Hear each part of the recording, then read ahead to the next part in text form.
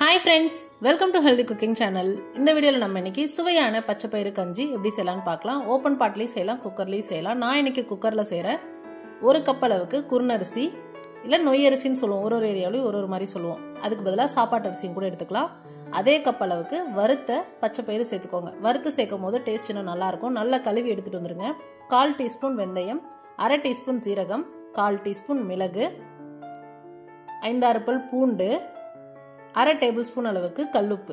தண்ணி அளவு பார்த்தீங்கன்னா நமக்கு கஞ்சி எந்த பதம் வேணுமோ அந்த அளவுக்கு தண்ணி சேர்த்துக்கணும். நான் இன்னைக்கு 2 கப், அதாவது பருப்பு 1 கப், அரிசி 1 கப், 2 கப்புக்கும் சேர்த்து 1க்கு 5ன்ற விதம் 10 கப் தண்ணி சேர்த்துருக்கேன். சேர்த்துட்டு 6 விசில் விட்டு எடுத்திருக்கேன். உங்களுக்கு இன்னும் தண்ணி பதம் வேணும் அப்படின்னா இன்னும் 2 கப் தண்ணி சேர்த்துக்கோங்க. பாருங்க, கஞ்சி நல்லா வெந்து வந்துருச்சு, கமகமன் வாசனையோட. லாஸ்டா துருவின தேங்காய் சேர்த்துட்டு நல்லா கலந்து விட்டுட்டு கஞ்சி பரிமாற ரெடி ஆயிருச்சு.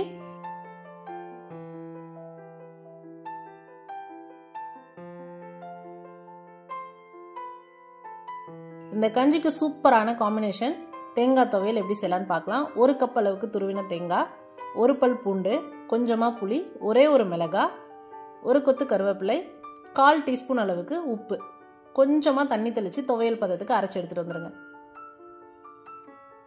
பாருங்க, சூப்பரா ரெடி ஆயிருச்சு. கஞ்சிக்கும் தேங்காய் துவையலுக்கும் அவ்வளோ அட்டகாசமான காம்பினேஷனா இருக்கும்.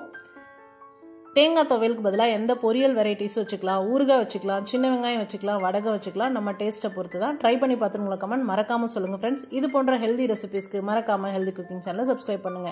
இந்த வீடியோ உங்களுக்கு பிடிச்சிருந்தா லைக் பண்ணுங்க, ஷேர் பண்ணுங்க, கமெண்ட் பண்ணுங்க. தேங்க்ஸ் ஃபார் வாட்சிங்.